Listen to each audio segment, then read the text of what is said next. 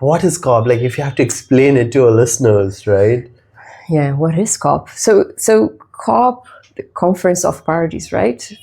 There are a few COPs. This COP that we're talking about, and it's the Conference of Parties for Climate Change, and that's under the UNFCCC.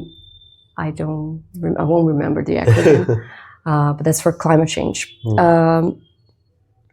And basically, it's a meeting where people come, and theoretically, it started as a meeting for countries to negotiate agreements for climate change. So this is one big part, or the justification as to why COP exists. Why do people need to have this space to negotiate these agreements for climate change? But COP over the years has increased quite a bit, and now it's not just negotiations going on, especially because the negotiations they are there, but people who are negotiating are the diplomats and negotiators from each of the countries that are part of UNFCCC. But I, for instance, I'm not one of the negotiators, and the reason why I'm there is because there are different things happening at COP as well.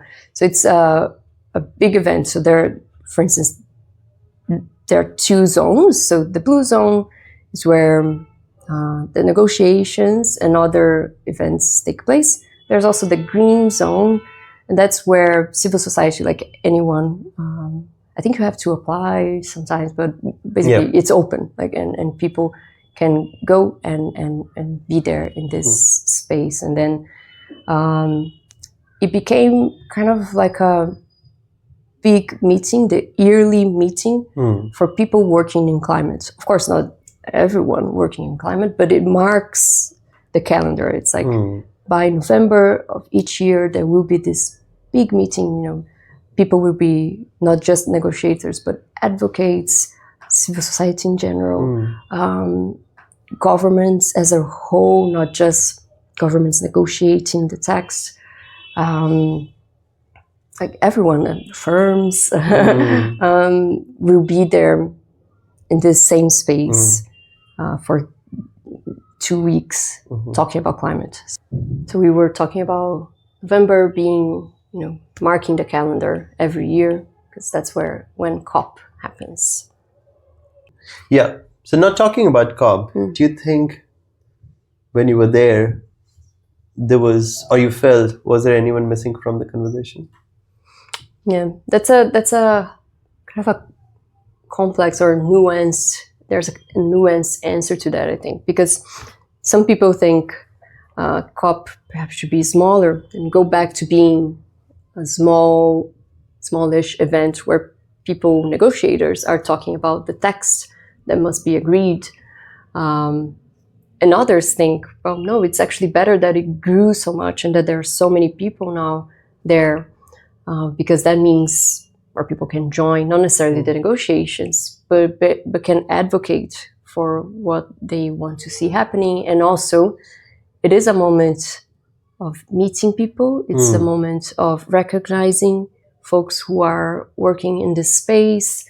It's really like, it's a lot of people. But at the same time, so for instance, this year, the UNFCCC change, I don't remember, I don't know the exact rules that they changed, the procedure that they changed.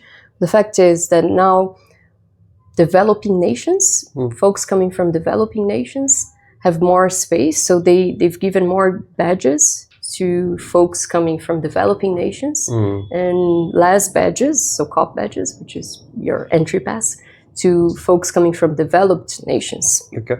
And that's an attempt of making this space more inclusive to people who generally are not there to join. And that's good, right? Like there's nothing bad in that. It's positive. On the other hand, people pointed out that even though there are more badges available, people don't have the means, the money to spend, to fly, to then spend 2 weeks in a hotel, to eat out basically for 2 weeks, and so even though more badges are there, accessibility is not guaranteed. So it is complex. But again, who should be there and how many people should be there? That's a major question, because there's also, I don't know, it's this nuance that I'm talking about. Yes, of course, it should be as democratic, it should represent who we are.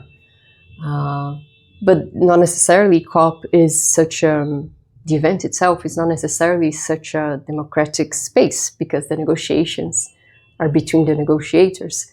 So even if you're there, how do you advocate for what you want? There are question marks there. Like, you can be there and not be able to really reach out to folks who you might want to reach out to, because it's such a huge event in its own right.